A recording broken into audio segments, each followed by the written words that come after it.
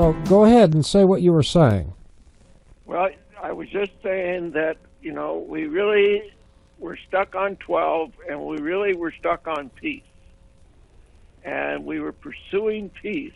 I'm not even done with it. I've only begun. Yeah, I mean, we were just getting warmed up. We could probably do at least another 40-minute segment on just this one word.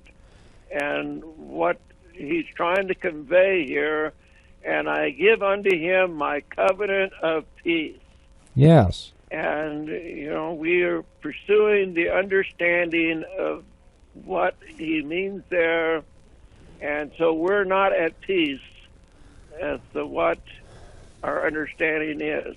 See, and that's where I think we fall short. And I'm not trying to blame the church for anything in this regard. I think as a people as a whole, you know, whether they're churchgoers, not churchgoers, Western world, wherever, I think we have a lack of understanding of what biblical peace really is. So I think we end up being let down sometimes because we have a false image of what, not the word peace, but of what shalom really is.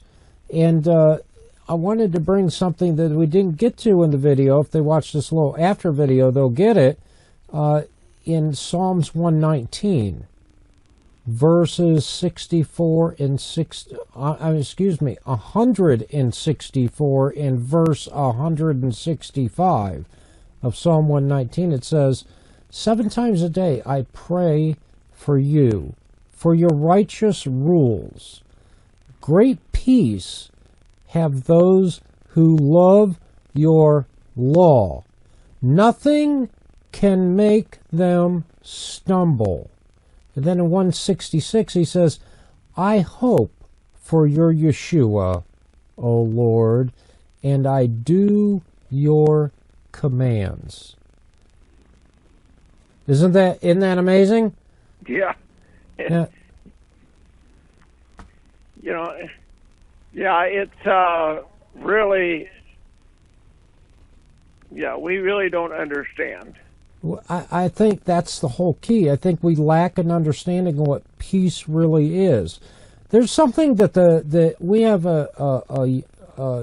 I like to call them a young, but they're both young, but they really aren't young. I like to tease them a little bit, but they're in their mid-30s, both of them. It's the pastor and the associate pastor, and they didn't know that this portion was coming up, and I was sitting in church with them this past Sunday, and being a Pentecostal church, naturally they like to talk about the gifts of the Spirit and the fruits of the Spirit.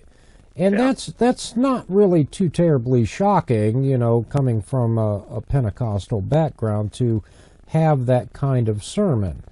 But I was thoroughly impressed with the associate pastor. I mean, thoroughly impressed with the associate pastor when he brought this verse to mind for the congregation.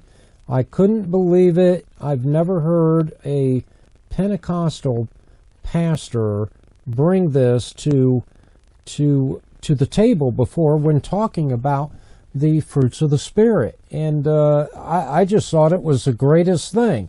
And it's in Colossians. Chapter 3, and it's starting in verse 14. And he said, and he read this, and it says this: and above all these put on love, which binds everything together in perfect harmony. Verse 15, and let the peace of Christ rule in your hearts, to which indeed you were called in one body, and be thankful. So, and then he gave this great analogy, because he's into sports and everything, and that's great. But he said it's like you have the players on the field, right? But you also have the referee. Yeah. You see, you have the referee, and without the referee, there is no order, and the game runs amok. Why?